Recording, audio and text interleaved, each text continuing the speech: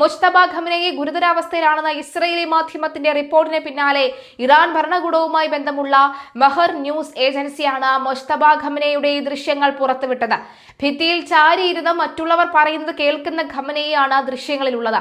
12 second മാത്രമാണ് വീഡിയോയുടെ ദൈർഘ്യം. ദൃശ്യങ്ങൾ എപ്പോൾ എവിടെ വെച്ച് ചിത്രീകരിച്ചതാണ് എന്ന കാര്യത്തിൽ വ്യക്തതയില്ല. ഇക്കഴിഞ്ഞ വെള്ളിയാഴ്ചയാണ് മുജ്തബ ഖമനേയിയുടെ നില അതീവ ഗുരുതരമാണ് എന്ന ഇസ്രയേലി മാധ്യമം റിപ്പോർട്ട് ചെയ്തത്.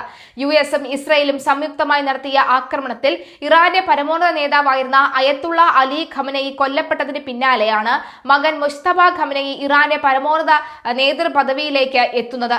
അധികാരമേറ്റെങ്കിലും മുജ്തബ ഖമനേയി പൊതുമധ്യത്തിലെത്താതെ പ്രസ്താവനകളിലൂടെയാണ് രാജ്യത്തെ അഭിസംബോധന ചെയ്തിരുന്നത്.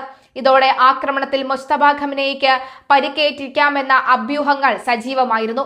മുജ്തബ ഖമനേയിയുമായി നേരിട്ട് ബന്ധപ്പെടാൻ നിലവിൽ വളരെ പ്രയാസമുണ്ട് എന്ന് ഇറാൻ പ്രസിഡന്റ് മസൂദ് പെസഷ്കിയാൻ മാധ്യമത്തിന് നൽകിയ അഭിമുഖത്തിൽ വ്യക്തമാക്കിയിട്ടുണ്ട്.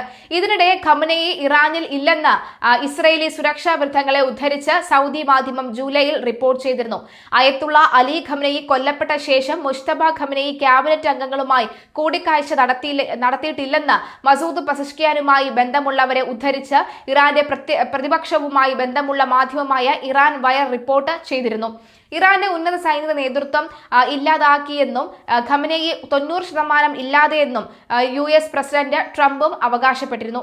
ഇത് തള്ളിയ ഇറാൻ ഭരണകൂടം അധികൃതർ നിർണായക തീരുമാനങ്ങൾക്ക് ഖമനേയി തന്നെയാണ് മേൽനോട്ടം വഹിക്കുന്നതെന്നും നിർദ്ദേശങ്ങൾ നൽകുന്നുണ്ടെന്നും വ്യക്തമാക്കി. എന്നാൽ മുജ്തബ ഖമനേയി പൊതുമധ്യത്തിൽ എത്താത്തതാണ് അഭ്യൂഹങ്ങൾക്ക് ഇടവരുത്തിയത്. മരുഭൂമിയിലെ മണൽത്തരികളെ പോലും വിറപ്പിക്കുന്ന സ്ഫോടന ശബ്ദങ്ങളാണ് കഴിഞ്ഞ ദിവസങ്ങളിൽ ഉണ്ടായത്. അമേരിക്കയുടെ അഹങ്കാരത്തെ തരിപ്പണമാക്കുന്ന ഇറാന്റെ മാരക ആക്രമണമാണ് എന്നാണ് ഇറാൻ പക്ഷം വിലയിരുത്തുന്നത്. യുദ്ധത്തിന്റെ നിഴലിൽ മിഡിൽ ഈസ്റ്റ് നീറുമ്പോൾ ലോകം ഇന്നുവരെ കാണാത്ത ഒരു വൻ പ്രതിസന്ധിയിലേക്കാണ് അമേരിക്കൻ സൈന്യം വഴിതിരിഞ്ഞു വീഴുന്നത് എന്നാണ് ഇറാൻ പറയുന്നത്. ശൂന്യമാകുന്ന ആയുധപുരകളും തലച്ചോറിന് മാരകമായി പരിക്കേറ്റ് തകരുന്ന നൂറുകണക്കിന് സൈനികരും അമേരിക്കയെ പിടിച്ചുകുലുക്കുമ്പോൾ ഭരണകൂടത്തിനുള്ളിൽ പൊട്ടിത്തെറികൾ രൂക്ഷമാകുന്നു എന്ന വിവരവും വരുന്നു.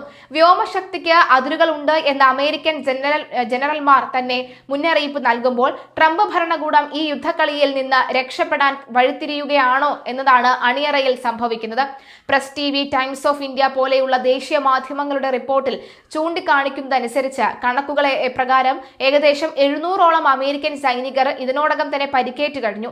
ഇതിൽ ഭൂരിഭാഗം സൈനികരെയും ബാധിച്ചിരിക്കുന്നത് ദി ട്രോമാറ്റിക് ബ്രെയിൻ ഇഞ്ചുറിയാണ്, അഥവാ തലച്ചോറിനേൽക്കുന്ന ഗുരുതരമായ ആഘാതങ്ങൾ.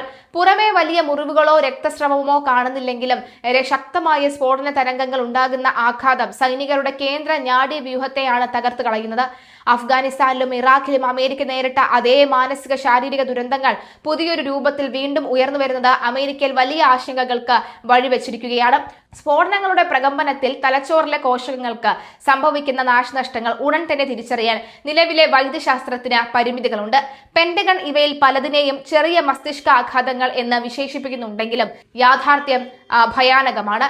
വിട്ടുമാറാത്ത തലവേദന, ഓർമ്മക്കുറവ്, കാഴ്ചമങ്ങൽ, ഉറക്കമില്ലായ്മ, പെട്ടെന്നുണ്ടാകുന്ന മാനസികാവസ്ഥ വ്യതിയാനങ്ങൾ എന്നിവ ഈ പരിക്കുകളുടെ തുടർച്ചയായി സംഭവിക്കുന്നു.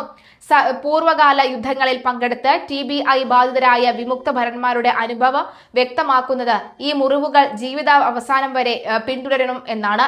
എന്നിരുന്നാലും പരിക്കേറ്റ സൈനികർക്ക് കൃത്യസമയത്ത് ചികിത്സ ലഭ്യമാക്കാൻ അമേരിക്കൻ സൈന്യത്തിന് സാധിക്കില്ലെന്ന വിമർശനം അമേരിക്കൻ ജനപ്രതിനിധികൾക്കിടയിൽ ശക്തമാണ്. ഡെമോക്രാറ്റിക് സെന്റർ ഡാമി ബാൾഗിവിൻ ഉൾപ്പെടെയുള്ളവർ കുവൈറ്റിലെയും മറ്റ് അമേരിക്കൻ താവളങ്ങളിലെയും പരിശോധന വീഴ്ചകളെക്കുറിച്ച് സമഗ്രമായ അന്വേഷണം ആവശ്യപ്പെട്ട് രംഗത്ത് എത്തിക്കഴിഞ്ഞു. യുദ്ധം നേരിട്ട് ഏൽപ്പിക്കുന്ന മുറിവുകളെക്കാൾ ആഴമുള്ളതാണ് ഈ അദൃശ്യ മുറിവുകളെന്നാണ് മെഡിക്കൽ വിദഗ്ധർ ചൂണ്ടിക്കാണിക്കുന്നത്. ഭൗതികമായ പരിക്കുകൾക്കപ്പുറം സാങ്കേതികമായും സാമ്പത്തികമായും അമേരിക്ക വൻ തിരിച്ചടിയാണ് നേരിടുന്നത്. 5 മാസത്തിലധികമായി തുടരുന്ന ഈ പോരാട്ടത്തിൽ ആഗോളതലത്തിൽ അമേരിക്കൻ കരുതൽ ശേഖരത്തിൽ സൂക്ഷിച്ചിരുന്ന വളരെ കൃത്യതയുള്ള ദീർഘദൂര മിസൈലുകളുടെ വലിയൊരു ഭാഗം ഉപയോഗിച്ച് തീർന്നു. ഇത് അമേരിക്കയ്ക്കുള്ളിൽ കടുത്ത അമർഷത്തിന് കാരണം ഉണ്ടാക്കി. ക്യാമ്പ് ഡേവിഡിൽ വെച്ച് നടന്ന അടച്ചിട്ട മുറിയിലെ ചർച്ചയിൽ അമേരിക്കൻ പ്രസിഡന്റ് ട്രംപിന് പ്രതിരോധ സെക്രട്ടറി പീറ്റ് ഹെഗ്സെത്തി നേരിട്ട് വിചാരണ ചെയ്തതായി റിപ്പോർട്ടുകൾ പറയുന്നു. സൈന്യത്തിന്റെ യഥാർത്ഥ ആയുധ ശേഖരത്തെക്കുറിച്ചും ശേഷിക്കുന്ന പ്രതിരോധ പ്രതിസന്ധികളെക്കുറിച്ചും തെറ്റായ വിവരങ്ങൾ നൽകിയതെന്നാണ് ട്രംപിന്റെ പ്രധാന ആരോപണം. ആയുധങ്ങളുടെ ക്ഷാമവും തുടർച്ചയായ സൈനിക നഷ്ടങ്ങളും അമേരിക്കൻ ഭരണകൂടത്തിന് വലിയ ആഭ്യന്തര വിള്ളലുകൾ സൃഷ്ടിച്ചിരിക്കുകയാണ്. റിപ്പോർട്ടുകൾ പ്രകാരം വ്യോമാക്രമണങ്ങൾ കൊണ്ട് മാത്രം ഒരു രാജ്യത്തെ പൂർണ്ണമായി കീഴടക്കാൻ കഴിയില്ലെന്ന് അമേരിക്കൻ സൈനിക നേതൃത്വം ഇപ്പോൾ തിരിച്ചറിയുന്നു. Joint chief of staff chairman general Dan Caine, vice president JD Vance, state secretary Marco Rubio, CIA director John Radcliffe എന്നിവരടക്കം നടത്തിയ രഹസ്യ കൂടിക്കാഴ്ചകളിൽ ഈ മുന്നറിയിപ്പ് ആവർത്തിച്ചു. കരസേനയെ ഇറാനിലേക്ക് അയക്കുന്നത് ഒരു ദുരന്തമായിരിക്കുമെന്ന് വിശ്വസിക്കുന്ന കെയ്ൻ യുദ്ധത്തിൽ നിന്ന് മാന്യമായി പിന്മാറാനുള്ള വഴി അഥവാ എക്സിറ്റ് സ്ട്രാറ്റജി അന്വേഷിക്കുകയാണ്. അമേരിക്കൻ ജനറൽമാരുടെ അഭിപ്രായത്തിൽ കേവലം ബോംബാക്രമണം കൊണ്ട് ഇറാനെ ഞങ്ങളുടെ നിബന്ധനകൾ അംഗീകരിപ്പിക്കാൻ കഴിയില്ല. സൈന്യത്തെ കൂടുതൽ നാശനഷ്ടങ്ങളിൽ നിന്ന് സംരക്ഷിക്കണമെങ്കിൽ രാഷ്ട്രീയമായ ഒത്തുതീർപ്പുകൾ അനിവാര്യമാണെന്ന നിഗമനത്തിലാണ് പെന്റഗണിലെ ഉന്നത ഉദ്യോഗസ്ഥർ എത്തിച്ചേർന്നിരിക്കുന്നത്. അമേരിക്കയുടെ ഇസ്രയേലിന്റെയും കടുത്ത സമ്മർദ്ദങ്ങൾക്കിടയിലും തങ്ങളുടെ നിലപാടിൽ മാറ്റമില്ലെന്ന് ഇറാൻ പ്രസിഡന്റ് മസൂദ് പെസഷ്കിയാൻ വ്യക്തമാക്കുന്നു. തന്റെ ഭരണത്തിന്റെ 2ാം വാർഷികത്തോടനുബന്ധിച്ച് നടത്തിയ ടെലിവിഷൻ സന്ദേശത്തിൽ തങ്ങളുടെ പ്രതിരോധ ശേഷിയും സൈനിക ശക്തിയും വിട്ടുകൊടുത്തുകൊണ്ട് ഒരു ഒത്തുതീർപ്പിനും തയ്യാറില്ലെന്നാണ് അദ്ദേഹം പ്രഖ്യാപിച്ചത്. ഇറാന്റെ IRGC, എയർ കോർപ്സ് ഫോഴ്സ് എന്നിവ നടത്തിയ തിരിച്ചടികൾ ലോകത്തെ അത്ഭുതപ്പെടുത്തിയെന്ന് പെഷക്കിയാൻ അവകാശപ്പെടുന്നു.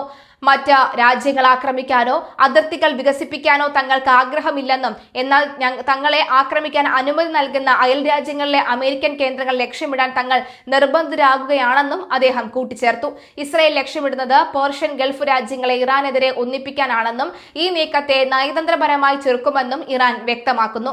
യുദ്ധം നീണ്ടുപോകുന്നത് ആഗോള സമ്പദ് വ്യവസ്ഥയെയും ഊർജ്ജ വിപണിയെയും ആകെ ഉലച്ചിരിക്കുകയാണ്.